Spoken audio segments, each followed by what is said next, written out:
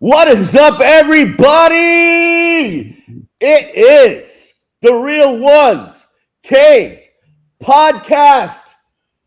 He is Cam Underwood, managing editor, StateOfTheU. He is virtually right next to me and throwing up that U.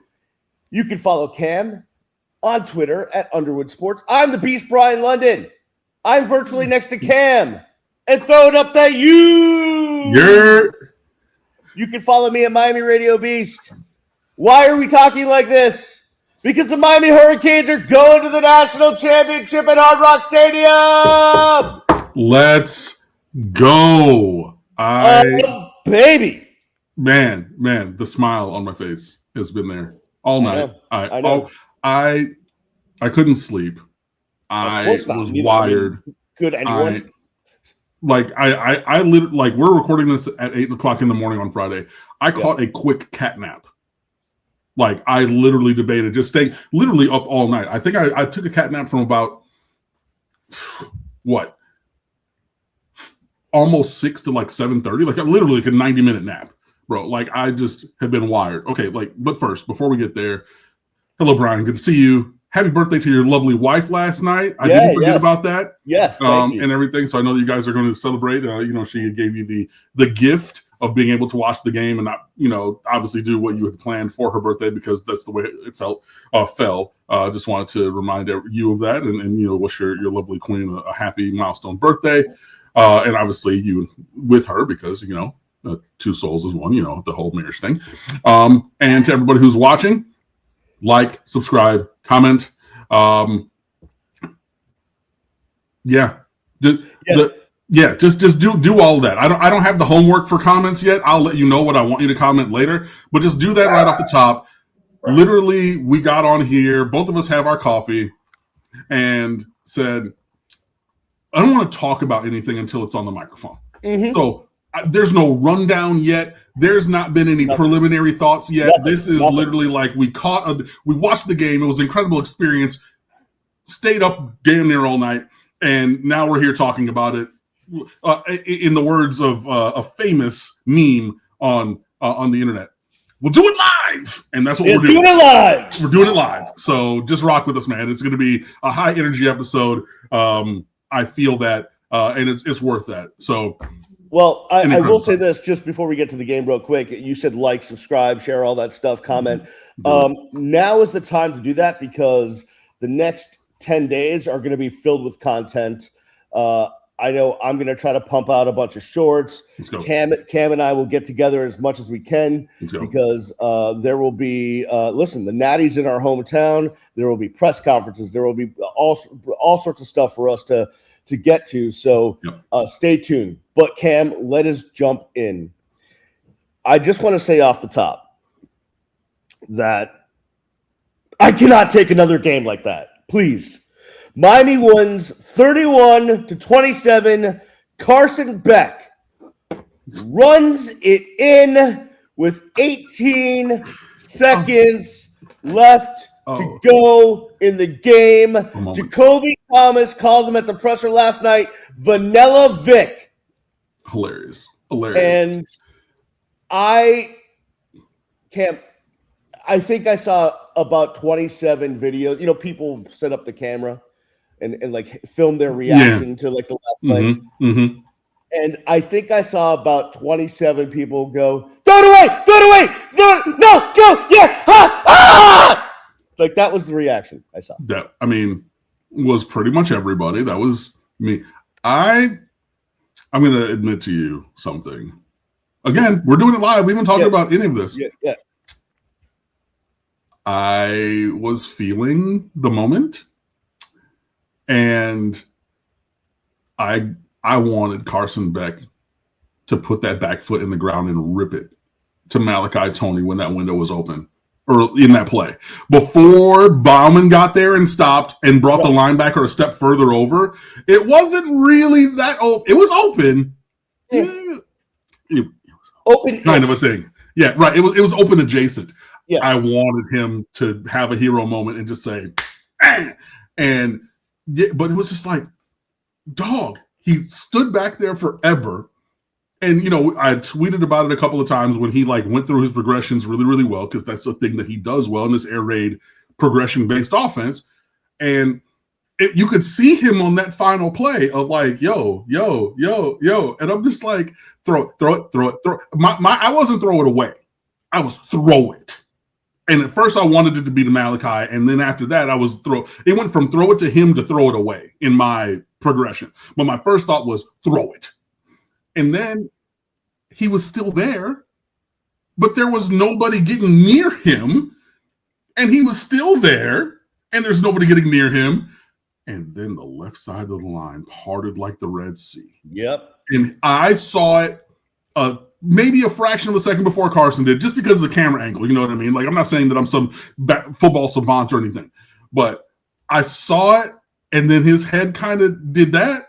And I said, oh, Nike snickerdoodles, but the bad version, and sugar honey iced tea, and he goes high stepping to the left, and there's nothing but green grass and opportunity, and I mean just a moment, capital letter moment. My goodness, and just.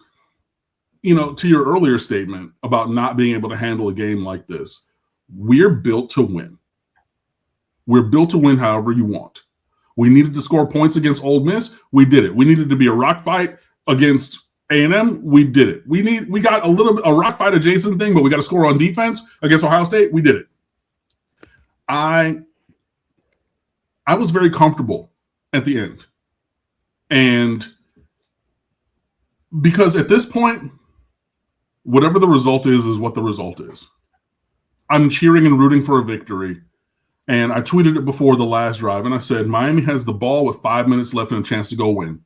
And regardless of anything else, if I would have told you that at 5 p.m. Eastern, 2 hours before kickoff, you would have been happy. I'm happy. We got the rock. We have a quarterback. We have players on offense. Go win, man. That's it. This is the moment that we're here for. Do I want a 97-3 blowout for every single game where we're already, I'm halfway done and posting the good, the bad, and the ugly at, game conclusion? Because sure. But look, it's going to be tough. These are the 4 best teams left in America by performance. So it's going to be challenging. But I was comfortable with it, and I'm elated that they fulfilled my comfort. I am elated as well. Listen, we're built to win those games. That doesn't mean my heart is built for those games. That's I tweeted the same thing. I said my heart is racing. Yeah. No, I mean that is. I'm with that you. That is what I meant. I had confidence in us. I didn't have confidence in my ticker to not to keep going. All right, Gotcha. But here, before we get to, I want to dig through this game and get through Everything. the good, the bad, and the ugly, as you put it in your piece on StateOfTheU.com, which please go check out as soon as you're done listening or watching this, because it is the best website that covers the Miami Hurricanes. There was just some demons that we just blew out of our souls last night. We finally won the Fiesta Bowl after 3 or 4 tries. Thank you, because the desert haunts me. We are one of only 2 programs in college football history to win. I think it's all 6 New Year's Bowls. Us in Texas. So okay, good. We got that done. Yep. And we defended a last second play without getting called on a flag, which theoretically could have been called, but the refs held their flags in their pockets, and that's what they're supposed to do on a play like that. Terry freaking Porter. So fighting both ways. Yeah. Exactly. That was where I held my breath. Because I just expected them to throw it on reputation. Even though of course, there was hand fighting both ways. If Ole Miss fans are irate at no call there, I don't agree, but I understand your viewpoint. Yeah, of course. Right?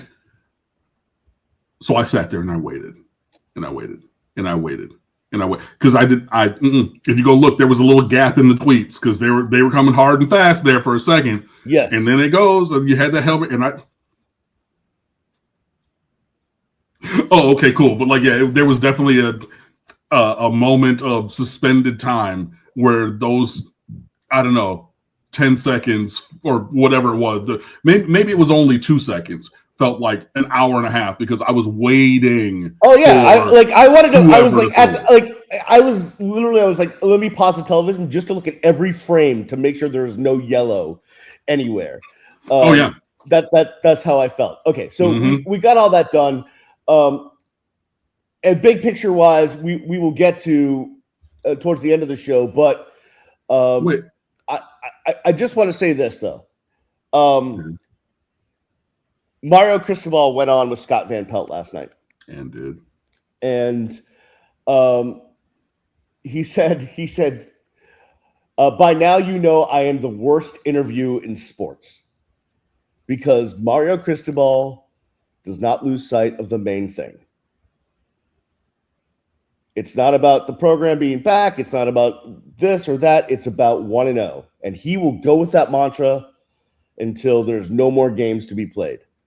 And the good thing about it is, like, you see the team, like, if you're on the cyberwebs, right? You saw a million videos of the team celebrating in the locker room. Yep. You saw, they were dancing, they were this, they were that.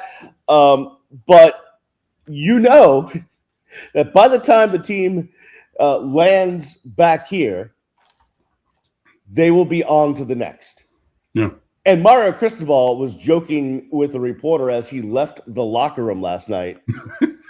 I got to go watch game film. Yeah. And I only think like a quarter of him was joking. I don't even think it was that small. I think it was smaller than that. I think it was okay. Well, I mean, like 10% joking. You know what I mean? So what I think my point is this. Okay. Mario Cristobal has taken a lot of crap from a lot of fan bases over the years, including us, right? Like, you think about the low of I'm not even talking about 5 wins and whatever, because he had to rebuild an entire program, and those of us that understood that the cupboard was bare and what his goal was understood that. But like just the kneel at Georgia Tech, right? Like we're just like. Which wasn't a fumble, but whatever. But yes, the Don Chaney situation. But he is the right person for this program at this time, and there can be no doubt about that. No matter what happens in the next game. Oh yeah, no, I think that he's proven that to be true before this. And yeah, this is where we needed him here, definitely. I tweeted it out last night. I don't want to hear a single person talk to me about Manny Diaz anymore. And like an ACC championship would be nice. Miami's playing for the national championship on Monday, January the 19th, guys. A Manny Diaz coached team is not doing that. A Manny Diaz coached team lost 5 games this year. And I know that people want to say, oh, well, they, everybody, of course, is tweeting it out. Like, yo, Miami might win a national championship before they win an ACC championship. Yeah, because our goals are higher than that. Like, we're vibrating at a different level. We're playing at a different level. And we don't get there with Manny Diaz. It's funny because when we were really good at the beginning, at the end of the 99 through like 2003, I would be sitting in the radio station and putting together the Miami Hurricanes. I would spend hours and hours to put together a 4-hour pregame show. And I would always go and watch like every coach's press conference from like the major schools, what have you, to see if there was any sound, pull some sound, like to add it to the pregame show. And I found it hilarious. Like I didn't understand it.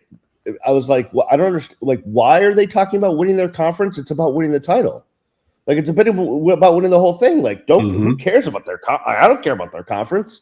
I was like, oh, SEC, they want to win the SEC. We want to win the Natty. Like, and I was like, well, I don't understand. And we can, sure, yes, I would love to win the ACC. But you know what? I like right now, ask me if I care. Exactly. Like, it would be nice. But if that's your zenith, if that's your apex, right? That's fine. And like different, programs have different goals. But like when Cristobal came back here, he said, our goal are championships, which include conference, but state, conference, national, right? Like that's where we're going. And to see that fulfillment is, obviously to get to the championship game, not that we have a championship yet, because like there's a very good team. Don't know who we're going to play, but there's a very good opponent still ahead of us. Oh, by the way, no matter who Miami plays, the odds makers say that Miami will be an underdog.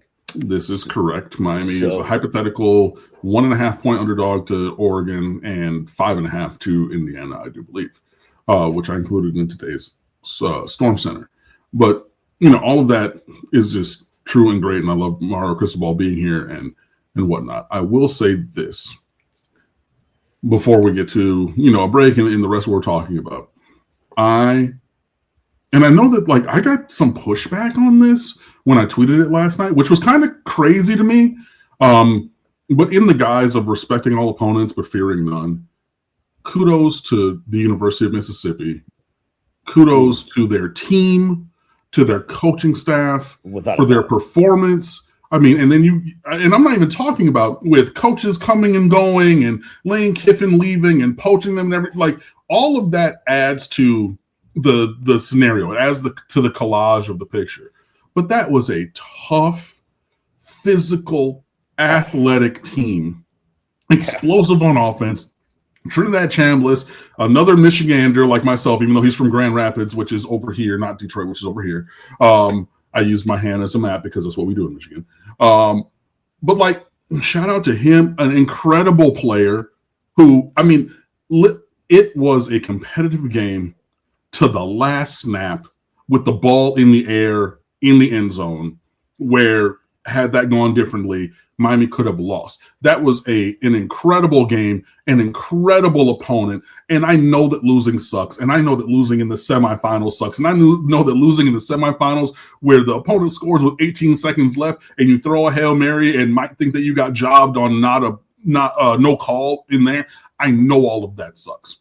All that being said, I want to give them their flowers. That's a damn good team. It was an incredible game, and it was just well met, man. So like I have the highest of praise for them as the opponent in that game. They gave Miami everything that they wanted and more.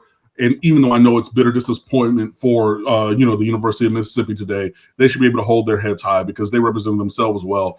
They played well, they played strongly, and they were a hell of a team. So kudos and shout out to them. And listen, who knows what happens if Lacey doesn't hurt his hamstring, right? And who knows, there's a million things that happen in a game that, could have turned it the other way. Yeah. I want to dig into the game. I have a strong thought about the game that you may agree or disagree with, and I will get to that on the other side. Oh, man. We are getting ready for the Natty. The Canes win the semifinal at the Fiesta Bowl, 31-27 over Ole Miss. We will be back right after this on the Real Ones Canes podcast. Back here on the Real Ones Canes podcast, the Miami Hurricanes beat Ole Miss in the semifinal at the Fiesta Bowl, 31-27. He is Cam Underwood, the managing editor, StateOfTheU. He had to point to himself so that you would know who he is. He can be found on Twitter at Underwood Sports. I'm Brian the Beast London. Follow me at Miami Radio Beast. Cam, I'm Beast. Hello. Yes. That's what happens with the lack of sleep. Cam, let's dig in to this game. And here is my prevailing thought. And you can either agree or disagree with me. Okay. The Miami Hurricanes did not deserve to win that game last night. They didn't. They won in spite of themselves. And listen, I'm totally ecstatic that they did, that they overcame all of it to win. But had they not gone full SMU, Louisville, Miami, mid-season, early season penalty, all of that stuff, they would have won by a considerable more amount of points. Miami left a lot of points on the field last night. I'm just going to put that out there. Marcus walked to the game at the same time that he was talking about needing to watch film. Yeah. He said, I think we left maybe 10 points out there. And I quote tweeted that tweet of whoever put it out there. And I said, love you, coach. We left more than 10 points out on the field, like 10 additional points on top of the 31 we scored. And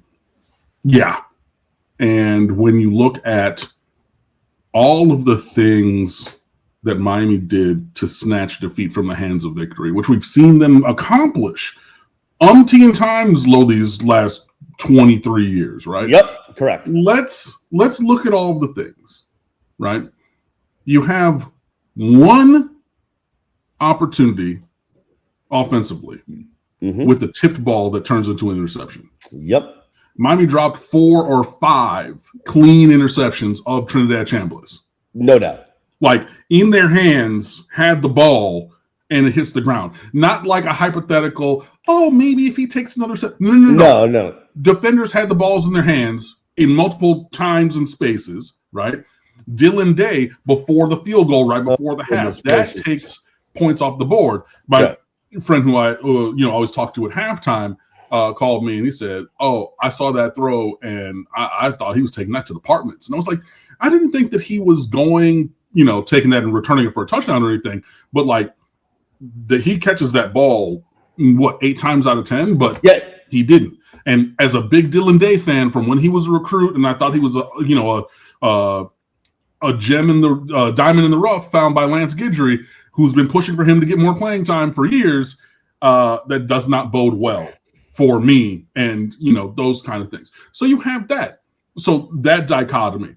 And with that dichotomy, you then lose the turnover battle.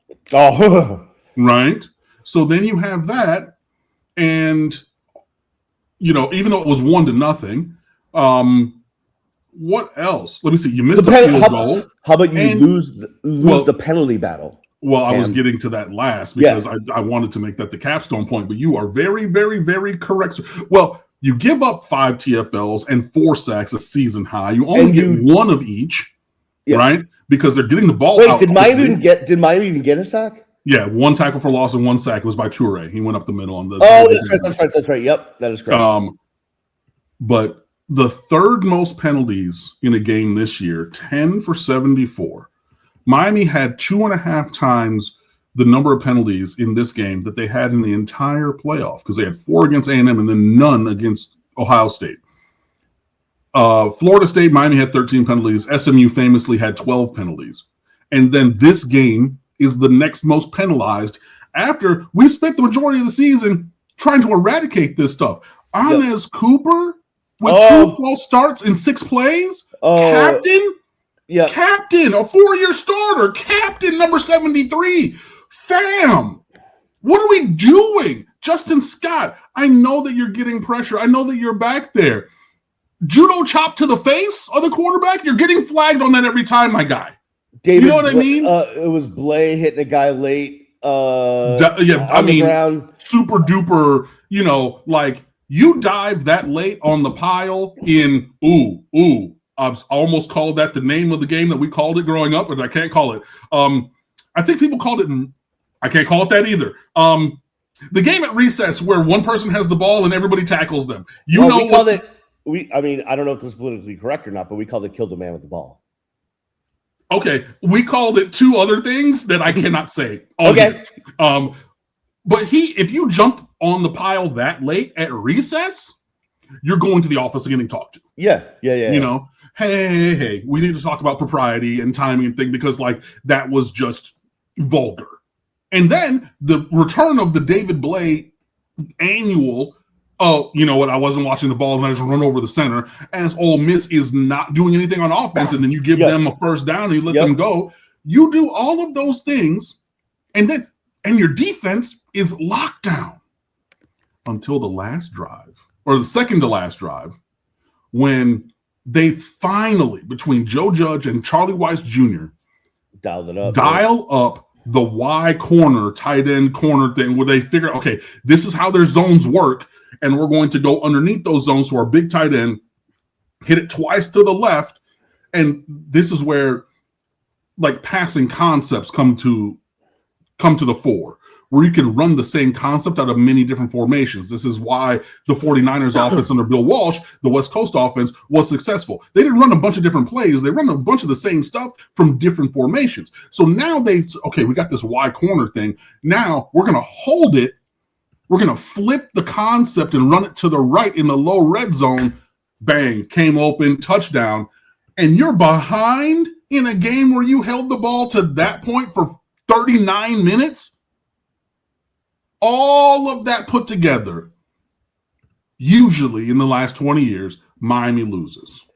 All of those things. Yeah, but to stack up, man up, and say, we're come hell or high water after their kicker boomed it through the end zone and said, we got 75 yards to be legendary. And to walk down the field and do it, wow. Just wow. So, since we're here, let's just talk about the bad and the ugly, get it out of our system before we get to the good. There was all the penalties, which, I wanted to take Justin Scott and punt him back to Chicago. Like, I was like, what is happening? But look, I get it because he's 6'5" and his hands were up on the pass rush. I understand how we got to where we got to because Trinidad Chambliss is only 6'1". But it come to the sideline, big fella. Yeah. We're going to need to have a harsh conversation, coach you up. I get it. I'm not trying to throw the baby out with the bathwater, but I understand physiologically how that came to pass. Oh no, I get the physics of it, but yeah, right. I need you to be smarter about it. Yeah, there's a bunch of other stuff like Brockermeyer pulled a Brockermeyer again where he couldn't block someone coming up the middle, and Carson Beck got just pummeled. Missed a touchdown early in the game to Malachi Toney where Carson Beck threw it outside and we had him open. Oh yeah. There was two miscommunications early. Yeah, I think that were touchdowns. Yeah. Yeah, that were touchdowns. So add those two, put that in your pipe and smoke tomorrow. Put in that running total of exactly. Of your run that up. Yeah, exactly. There was they got how many tackles for loss did they have? Like 4. 5? Sorry, 5 tackles for loss and 4 sacks. Yeah. So entirely way too many, right? Like entirely. Can't do that. There was a time when a ball was snapped and Mark Fletcher wasn't looking, so he didn't block anyone because he was looking to the left when the guy was coming from the right. He was looking. It was just no, he wasn't ready. He was not. He was looking over to his left, and then the ball was snapped, and then he finally gets his head over. By the time he gets his head over, like he ain't making that block. I will say it wasn't that he wasn't looking. The protection wasn't properly set because they got a little confused. And he's part of the blocking. All right. Now we're going with semantics. No. But the thing is, we've seen this from him. Sometimes the running back has to cross the quarterback's face to go pick up a guy because you have bilateral responsibility. So he was looking this way and got crossed up, but it wasn't like do.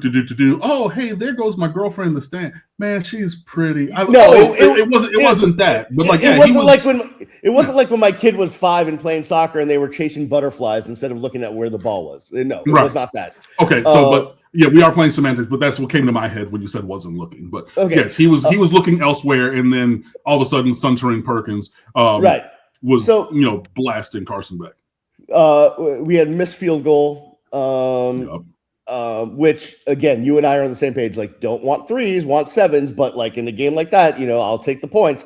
And just a million different things. I don't know, in your good, the bad, and the ugly. I'm sure you diligently got down on the cyber webs a lot more than I can think of. I will add one thing that I do want to bring up. Yeah. the touchdown run that Lacey scored. Oh, yeah. Okay, yes. Yeah. The longest run that Miami has allowed since 2018. Yeah, what happened on that? Because I was not in the room. Run fits, and like they out leveraged us, and you had, Keontae Scott jump outside at the line of scrimmage to try to run around. But then the way that the blocking worked on that play actually kind of ran him into another defender. And so there's nobody there. And then you're getting up to the second or third level. Bryce Fitzgerald, I love Fitz. He's an incredible player already and will continue to grow. He is not a stout point of attack run defender. And so he did what he does, and he tries to dive around outside, but it let the run continue to hit in the same gap. So there was no change of direction from Lacey. At this point, he's a freight train going in a straight line. Yeah. And so Bryce Fitzgerald went outside when the blocking was coming inside out. So they're like, cool, thanks. And then you had somebody on the backside fit the wrong gap, or not the wrong gap, but the gap that they fit was not the gap where the ball was. And then the last line of defense, where you would want Jacoby Thomas to be 2 steps further across the center's face to try to be close to maybe get a hand on him. He dives at ankles, and then he doesn't get anything. And then, again, in a longer way than Carson Beck's, it just parted like the Red Sea. But it was a once in a decade kind of a thing. Like, again, and I don't say that to be hyperbolic or anything. Longest run we've given up since 2018. Like, we don't give those up. And think about that. With all of the defenses that we've had, some very, very bad. Yes. We haven't given up that 73 in a single shot. Forever. Through the first half, that play was half of their yards and more than half of their points, because they only had 13, and that was 7 of them. Or on that one play. Yes. That's the kind of stuff. But again, like we were talking about before, when you start to have these once in a blue moon kind of bad things happen, because that, while good for Ole Miss, was bad for Miami, Miami finds ways to lose that game. So yeah, that was in the ugly or the bad. And again, just shout out to Trinidad Chambliss and Keelan Lacey. I put them both in the back. But by the way, Keelan Lacey, so he had that one run for 73, right? So he had 103 total, so 30 yards after that. So it was 11 carries for 103. That means he had 10 carries for 30 yards, aside from that one run. Now, he tweaked a hamstring, so that has to be said. But still, he was a huge threat coming in, and you did a good job except for one play. So there is that. What else you got? Let's see. 23 first downs allowed, with only allowing Ole Miss to go, 2 for 11 or 2 for 10 on third down? 2 for 10. So, a lot of first and second down plays turning into first downs.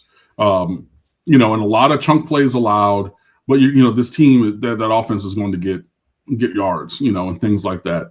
So that was something that I wanted to bring up also.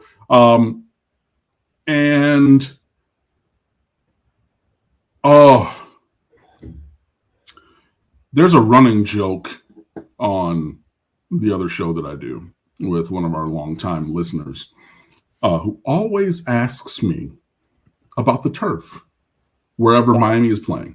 Oh my gosh. And the turf in Glendale is notorious for being horrible. Yeah, I think it was, I don't remember what day, but in one of the gaggles, the gaggles, media asked, scrums, in the media scrums, they asked about the turf, I think the player's response was like, "Oh, we went and did a walkthrough, and it seemed okay, whatever." But that was in the back of my mind because, turf and all of that has been a notorious issue in NFL circles for years now, and especially recently at the stadium, because the field is outside, and then they move it inside for the game, and that creates condensation and moisture, and that creates slippery situations. And I was ready to hire lawyers to sue the Fiesta Bowl, the stadium, and everyone I could, because when was it Marty Brown that slipped first, and then Fletcher? I can't remember. Offense, yes. On offense, yes. And then, yes, it happened on defense. So, yes, the turf. Yeah, and like, honestly, it caught my attention first on defense because Keontae Scott is blitzing from his nickel position he's wanted to do with nobody around him, and he slipped. And I was like, did Keontae Scott just slip and fall? Like, is someone up with the turf? And like, it slipped my mind that we were playing at that horrible stadium, or great stadium, horrible turf. But in that, you know what I mean? And a bunch of people were like, we're in Glendale. Like, yeah. And I was like, oh, Nike's like, oh my God. But like, when I saw that, when he's just a straight line blitz, nobody around him, no change of direction or anything, which is really where the slipperiness can come in when you're trying to, turn and cut. And if you try to cut off the wrong foot, or if you're trying to really kind of slalom, kind of weave. Yeah, that's what happened with Fletcher. He tried to move directions. Yeah. Well, yeah, he tried to put the brakes on. There's no grip, thing. But like, when I saw him do, I said, oh my God, bro. And it hit Miami more. I don't remember it from Ole Miss. Yeah, it didn't happen. But yeah, I just had to point that out because, like, yeah, I mean, it was one of those things, like, once you see it, you can't unsee it.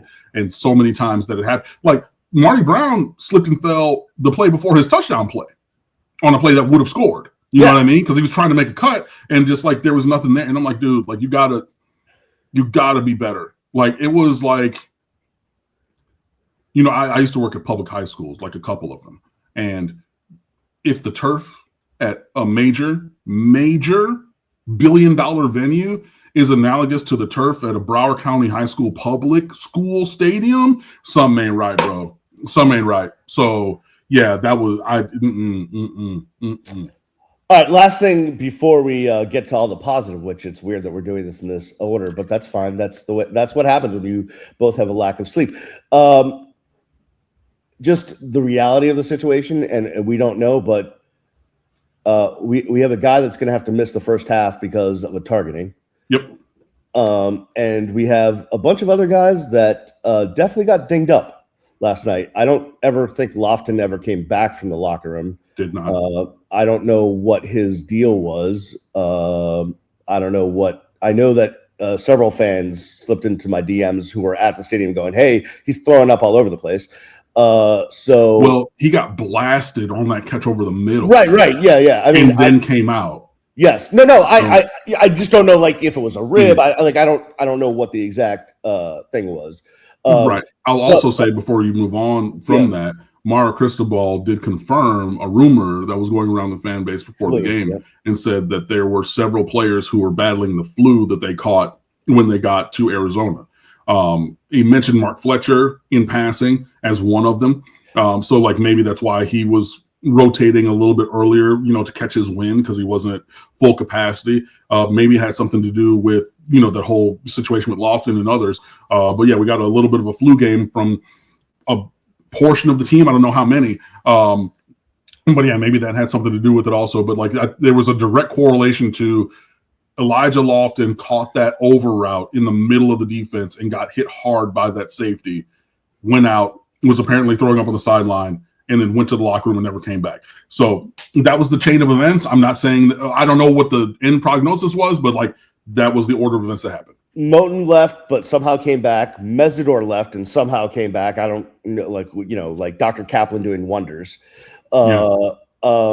But there was a bunch of guys that got dinged. Like, who's left in the secondary? Like, OJ Frederic didn't play the entire second half. Yeah, I mean, we were down to, who was the freshman that was playing corner at the end of the game? Antoine from Louisiana, a 4-star kid, a true freshman in the last recruiting. So another true freshman making plays. Shout out to you, Dante Simpson, who's played 108 snaps this year and went to the transfer portal at defensive tackle and would have played last night. But yeah, so you have Malachi Toney, you had Joshua Moore with an incredible twisting, reached behind him catch on a play, true freshman. And Bryce Fitzgerald, we know that what he's done, and he was playing major snaps. And then you get other guys. And then third Scroggins was in at defensive end, another true freshman. And then Jabari Antoine.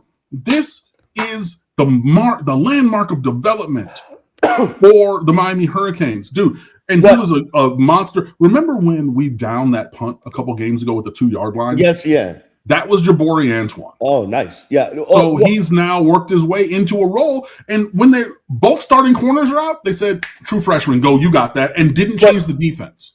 What I love about that narrative real quick is that everyone knows about the transfer portal in Miami and the players that come in and do a great thing. But this year, you're getting the spotlight on a ton of freshmen that have come in and made huge contributions. So you're getting it from both sides. I love that. You have to have the foundation of your roster built through high school recruiting. I've said this forever, and I will never stop saying it. You cannot only be a mercenary squad, no matter who you are.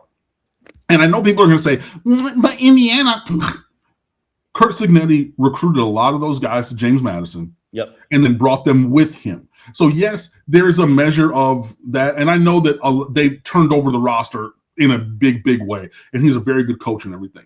But for sustained success, you have to have success recruiting high school. That has to be the foundation of everything. And then you sprinkle in some portal on top. And if you look at Indiana's roster, a lot of those guys were either at Indiana or came over from James Madison, and then they sprinkle in transfers on top to round things out. That is, obviously their ratio is not the same because he's only been there for 2 years. But Miami, the foundation of this roster are all dudes that were recruited. Somebody said something about Miami not like, oh yeah, Miami's just a mercenary squad. They don't recruit anybody. And I went on and I listed every player on that has played meaningful snaps this year that Miami recruited and developed from high school. It is way more than you think.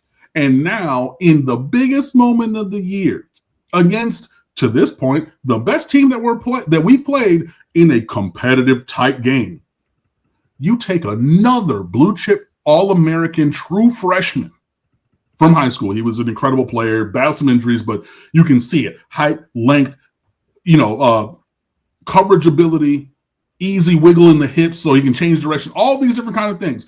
But you've developed him in the background because you brought in all these transfer corners. So, yeah, he's not going to start right away. But in the biggest moment of the year, true freshman, boundary corner, go and do the job. We're not changing the defense for you. We're not going to give you training wheels. There's going to be safety help, and we're going to be in the structure of what we do. But you're a freshman, and we don't care. If you play, the expectation is that you meet the moment, and did. I was very upset with that pass interference penalty called against Jabari Antoine on Ole Miss's final drive. Upon further review, it was the right call. He got a little grabby. Yeah, he did. But in real time, I didn't see the grab. No, I was irate. You needed the other angle, and you saw it. Right, you needed the backside angle. Right. But also, I'm like, dog, Chris Graves been grabbing. Like, Chris Graves, a Miami transfer, by the way, from Fort Myers, Bishop Verreau. He was at the same high school as Malik Curtis years ago. Signed here, didn't really play as a freshman, transferred to Ole Miss. Right, cool. So obviously he wanted some get back against his old team.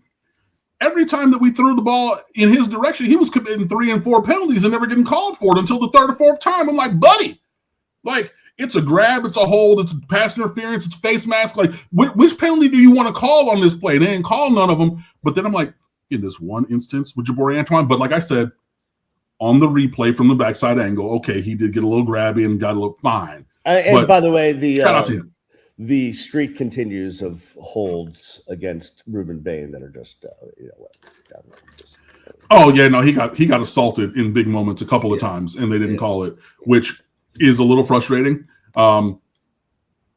Yeah, for sure. But shout out to or credit to Ole Miss.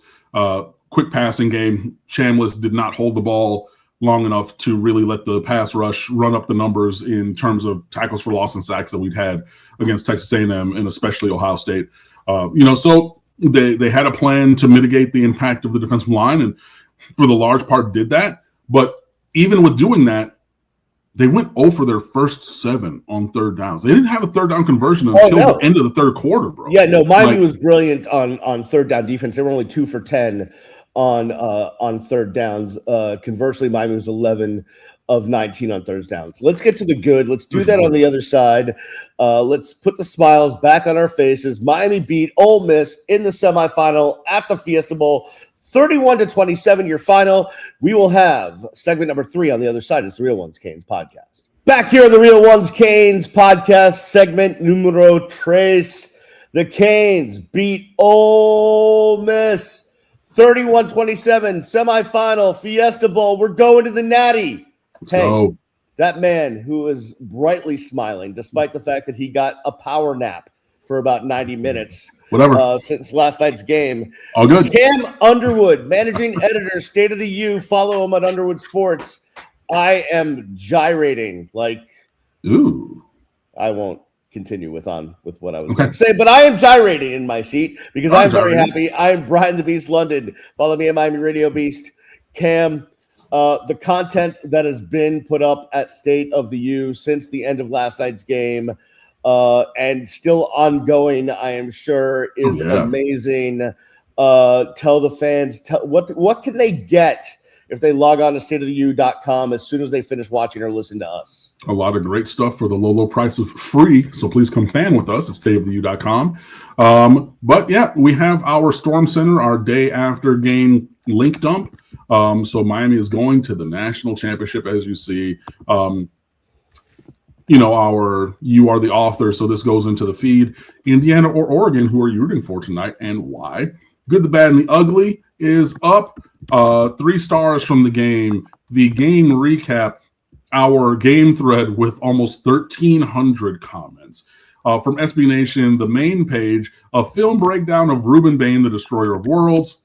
And all kinds of other stuff like the 5 Canes Craig T. Smith would bring back for the Fiesta Bowl, our game preview, keys to victory, all that stuff in the lead up. And also here on the left of the front page, our story stream for the college football playoffs, which will include our trip to the national championship game.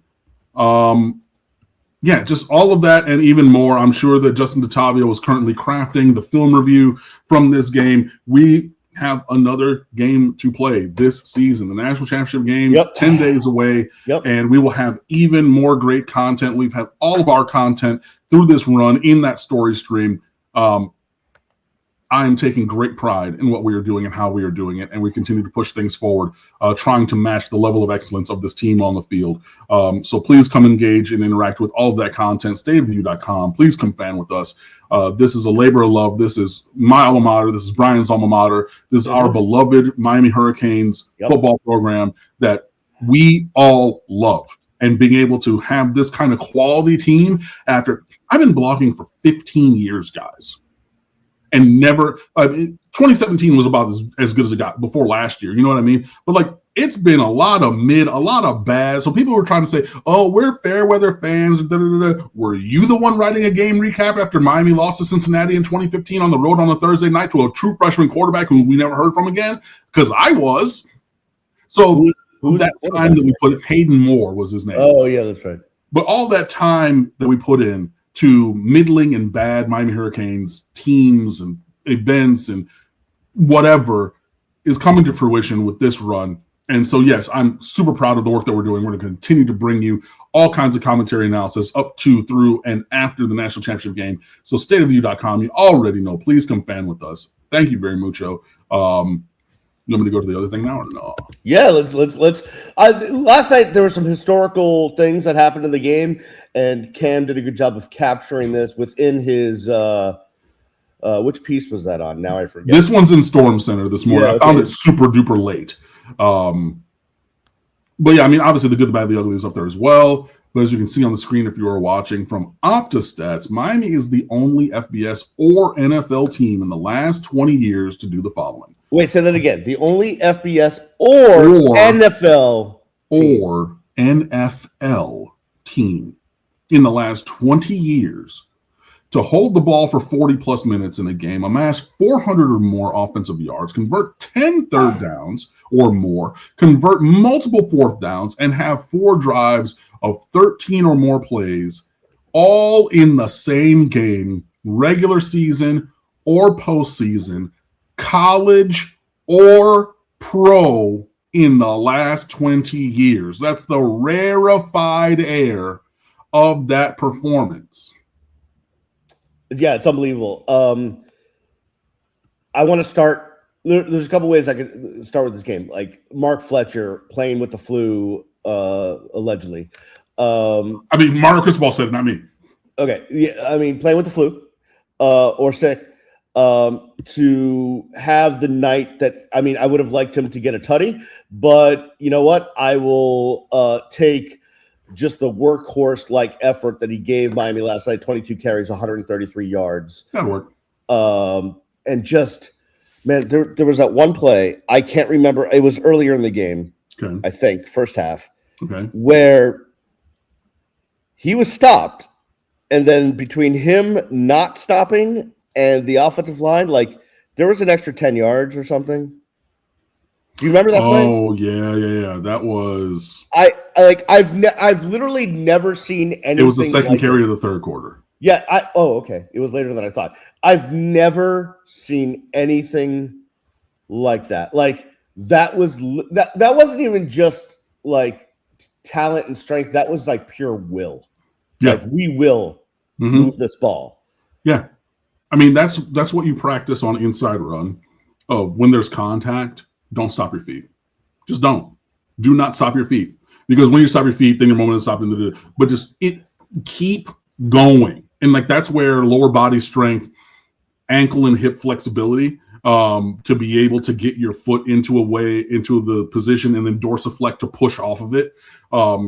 As somebody who's torn my ankle up, so I know that physiology very, very well. Because I can't dorsiflect well on one of my feet, the one that tore up. Anyways, but having the strength and flexibility in your joints, your knees and hips to be able to do that, and just the physical strength. This is why people always talk about, Jalen Hurts squats 600 pounds. Yeah, there's a manifestation of that in the game, and you saw that with Mark Fletcher continuing to push, and then every offensive lineman said, "We're pushing." I mean. Pushing the sled in practice. That was a freaking freight train moving up the field. But that was that drill. So if people are like, well, why? Like the pushing the sled drill was that play where Ole Miss is there with multiple 6, 7, 8, 9 defenders trying to stop it, and our collection of dudes just said no, and we just kept pushing him. 19 yards on the play, crazy. So my point is, Mark Fletcher was awesome last night. Mm-hmm. And I would like to start with Mark Fletcher, except Carson Beck, props. Just he did what had to do. And over the course of the college football playoff, to watch him operate on third downs. Masterclass. I mean, it's I can't remember. I mean, yes, there's been quarterbacks that have been as good on third downs, and I'm just not remembering it. But like in recent memory, I can't remember a guy that's been that clutch on those downs. Cameron Jaquavius Ward. Because we have the number one third down offense in America. Yeah, yes. But in a different way. In a very different way, yeah. Because that was Cam Ward extending plays, making things happen, slinging it, whatever. This was purely Carson Beck going through his reads, finding the guy that was open, moving the chains. Yeah, or running for it. Oh, yeah, exactly. And seeing that too, and they were talking about obviously, the tongue-in-cheek Vanilla Vic and everything, but like they talked about in the broadcast, like, yo, he's a 6'4", 225-pound dude who can move. And like push come to shove, and he got to go get it. He might not get it all the time, but he's going to get you close. And I know that Ohio State has, nightmare fuel, even though it was not on the final scoring drive, but they have to have nightmare fuel of letting him run through two dudes' faces to convert a 3rd and 11.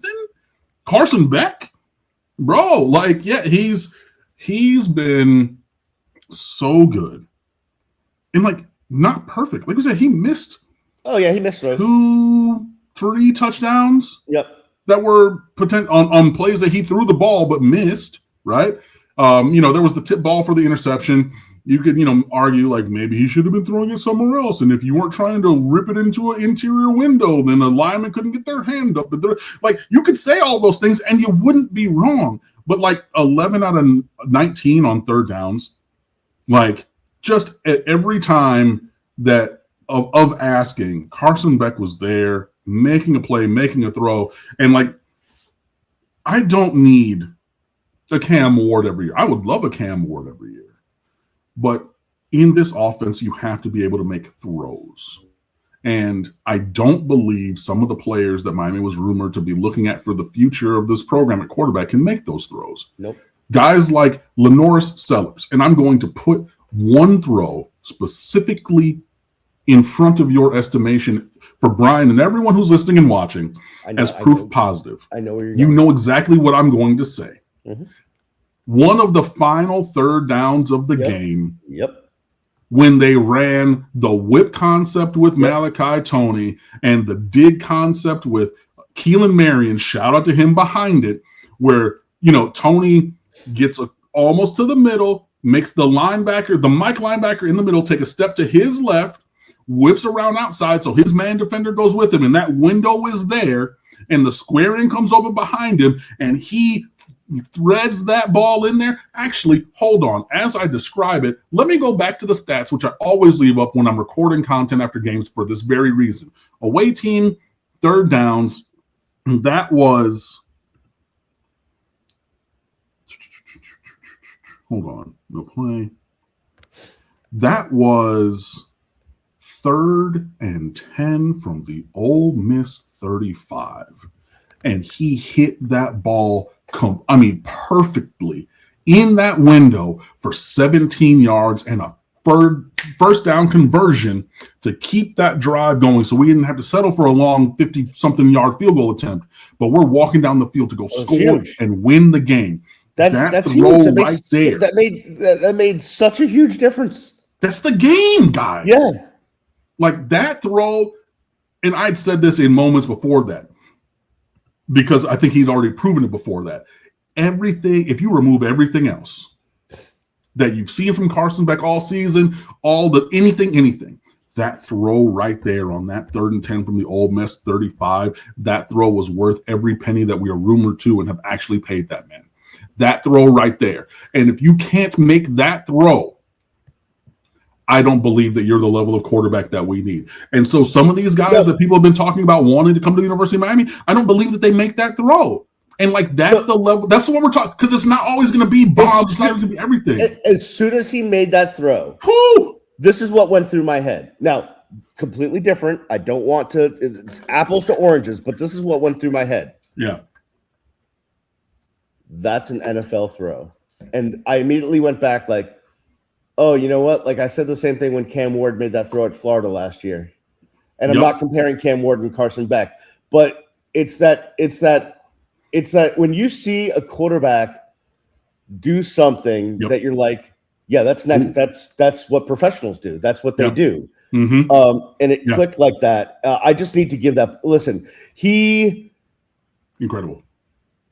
His redemption story is just an amazing one, because I remember being out there in the spring when he was not able to throw, and you see the scar on his arm, and you're like, I don't know, like the guy's coming back from major freaking reconstruction surgery on his arm. Like, I don't know. Mm-hmm. And here we are going to the Natty with a guy that has taken his share of crap from fan bases across the country. Yeah. And he's deflected it all and become part of the heart and soul of this team. Absolutely, man. But I cannot overstate the importance of that throw.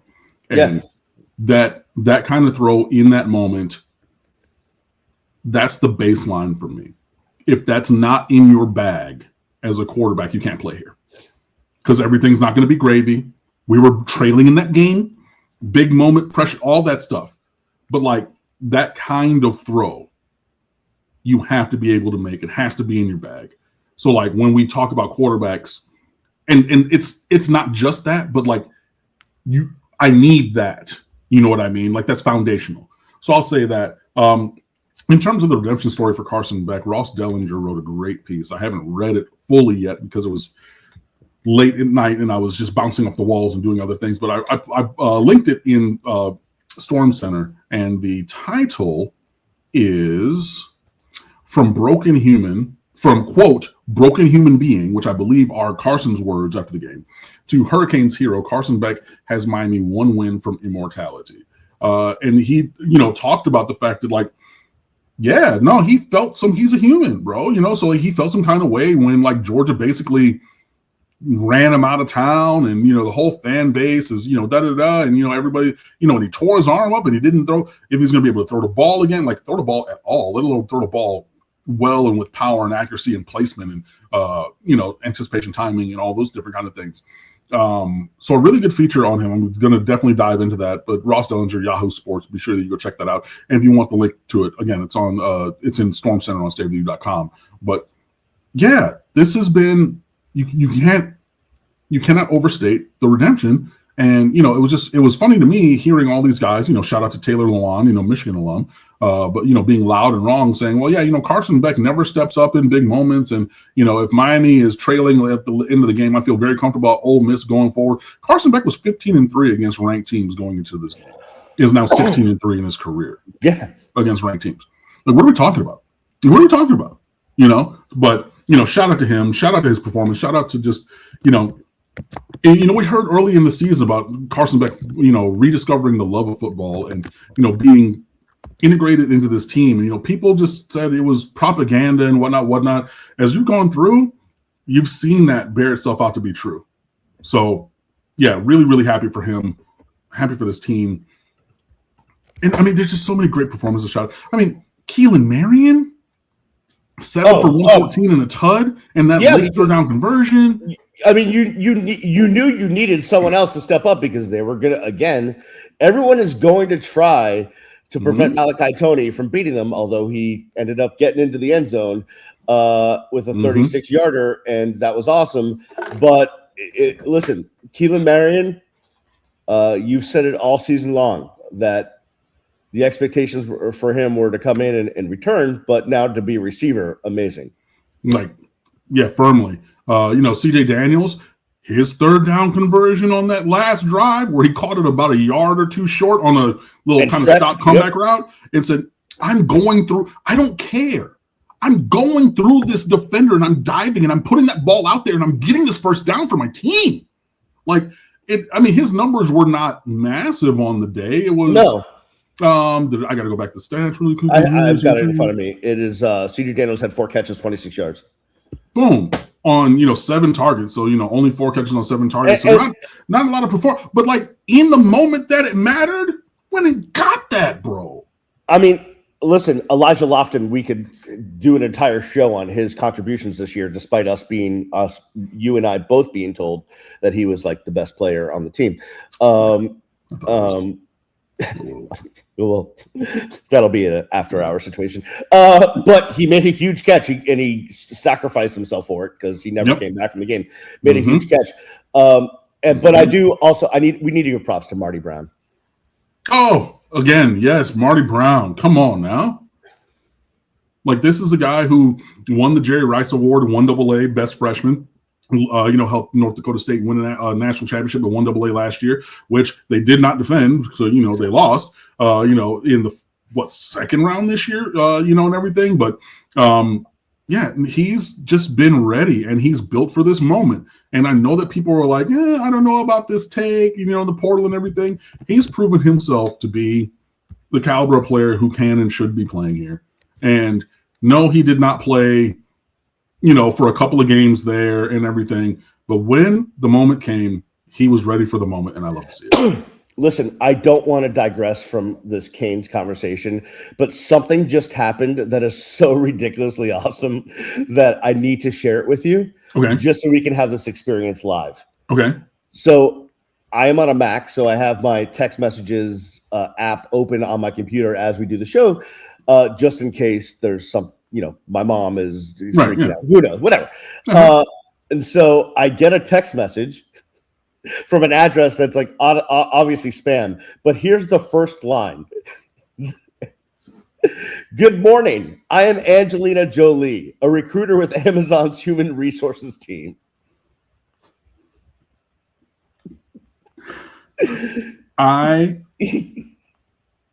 When I tell you that my brain was prepared for something completely different than that, that's hilarious, by the way. I know. But I was definitely going in a different direction with my anticipation for that. But that is funny. But yeah, just incredible performances, man. And good adjustments on both sides of the ball. Well, we've talked offense. Let's talk defense. Who to you stood out defensively? I thought it was more the whole is greater than the sum of their individual parts. Well, I agree with you, but again, I just want to. We had some doubts about Mo Torre and his ability to move within the year. Like he moved last night. Yep. Yeah, he moved well. There was a group of players who had 4 tackles. There wasn't really any big standout statistical player. Totally. Mo Toure did have the 1 tackle for loss that was a sack on the day. But, just overall, I thought that the unit played well. I think Jacoby Thomas stepped up in moments. I think Keontae Scott was still, his normal, very good self. When he was out there, Xavier Lucas played well, made some good tackles in space, especially when Ole Miss went to their kind of stop, quick screen game. We've already extolled, the excellence of true freshman Jabari Antoine stepping in. Look, you talk about, they just threw him in the ocean, said swim.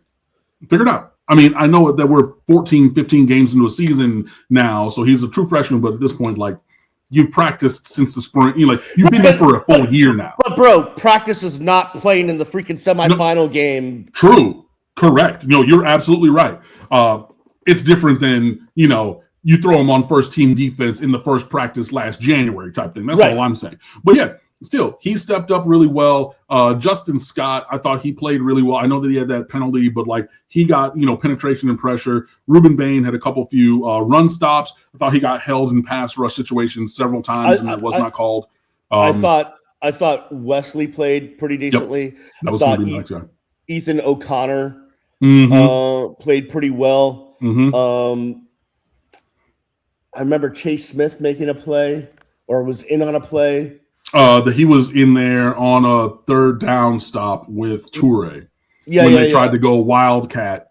Power. That is correct. Yeah. And then both Toure and Chase Smith were like, nah, buddy. So, yeah, that was again, limited snaps and limited, numerical impact, statistical impact, we'll call it, on the game. But, yeah, in a big moment, he stepped up big. All right, so let's look at the big picture here. Miami's going to their first national title game in the last 23 years or whatever it is. Since the 2002 season, the 2003 Fiesta Bowl. Yep. And completely awesome. And according to the odds makers, as we said, they're going to be an underdog no matter who they face. We don't know who they face as we are recording this early Friday morning. So I don't want to look ahead. But what I do want to point out is that this team feels like a team that is prepared for this moment. We already talked about in the first segment that Mario Cristobal is the right coach for right now for these players. Yep. And I've covered a lot of national championship games, not just the ones that Miami's been in, but several national championship games.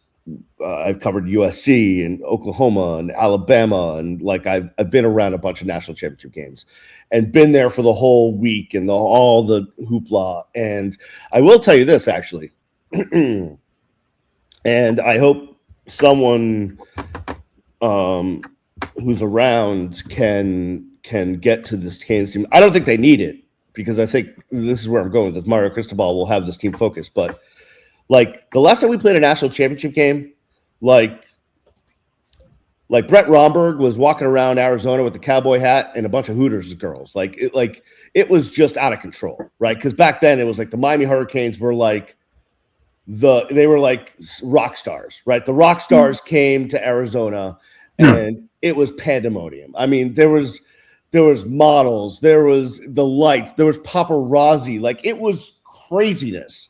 And when it was all said and done, and I was on the plane ride that was completely silent back from Tempe back then, I was just thinking to myself, I'm like, yeah, the moment got to us. Like we couldn't. I mean, yes, Ohio State got to us, but just as badly, like we couldn't keep our composure throughout the week of all of that.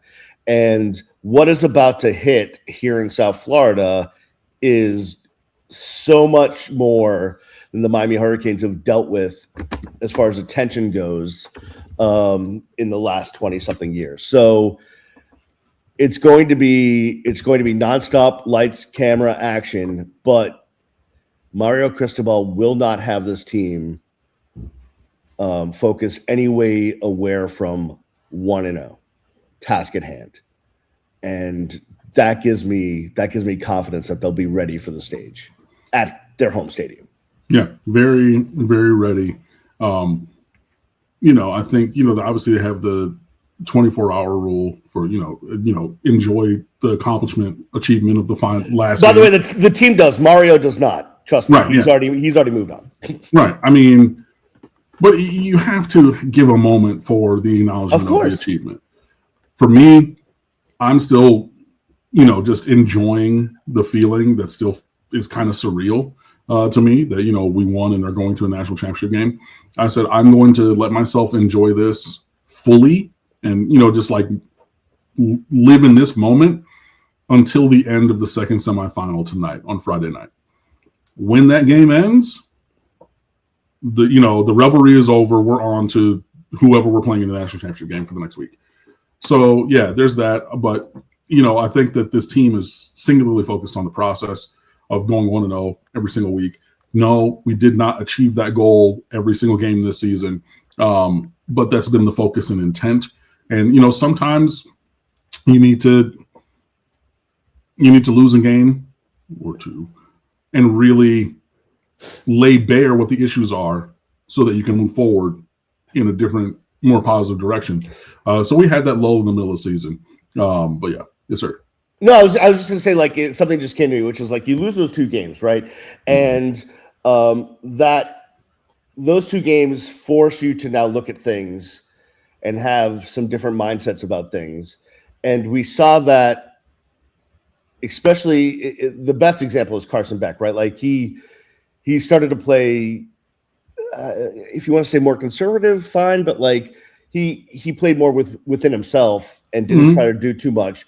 That carried him through. But last night when he had to make throws, he made the throws. There was no hesitation. We talked about it. I talked about it on the pregame show that people were worried that like he's gun shy. He's not gonna be able to do it that got thrown out the window. He did it. So you're right about learning from that adversity. I think this team is like, listen, I don't know what's going to happen, right? Like, Oregon or Indiana, no one knows what's going to happen, but this is the right team for this moment. Yeah, I agree. And I forget who said it. Might have been Keontae Scott, might have been Jacoby Thomas way back. But they basically made a statement that early in fall camp, they felt that this team was different than any team that they'd been on. And the way that they spoke about it, and I wish I had it pulled up still or remember exactly who said it, it reminded me in a personal way. When I was in college at the University of Miami, I was in the top two choirs, and the Frost Chorale, well, then the University Chorale was the top group, and it was one of the best groups in the country. And we went to like everything. We went to the Super Bowl choir, the choral directors, national convention, which you have to submit 4 previous years of recordings of your group to get accepted into, and all different kind of stuff. But I say all that to say, in a similar way to the player on this year's team, I remember the first warm-up of the year, vocal warm-up of that year. And I just looked around. I said, oh, this is the best group I'll ever be in my life at 21 years old as a junior in college. But I knew it in that moment. It said that just the talent, the camaraderie is just the je ne sais quoi of it was different. And hearing whichever player it was, I forget, but hearing them talk about this team immediately put me in that same space of this can be a special season and a special team. And it was not perfect. We all know that. We lost games, turnovers and whatever. But seeing that come together, especially after 2 losses, how many times have we seen Miami teams after the SMU game tank it? Oh, yeah. I mean, the domino rest of November, right? Right. You just, okay, well, they lost 4 in a row or 3 out of 4, and we're going to go to some middling bowl game. But it just, I know that's, personal story about my personal past, but like hearing them talk about this team put me in that same spot. It gave me that same feeling from my junior year with Corral. I said, okay, this can be a very, very special team. And seeing the way that they rallied from that second loss at SMU, the way that we've played over these, the final few games of this season, and this 5-game road trip that we've been on, because the final 2 of the regular season and then 3 playoff games. It's been since November 15th they played it on. Hello. Like, so we're going to play a national championship game 2 months after our previous last home game. That's insanity. But the way that they've come together, the way that they love each other, the way that they are there for their brother, and say and just picking each other up. Remember Malachi Toney, inconsolable, almost on the sideline after the fumble at Texas A&M, until Mark Fletcher said, "Get your head up.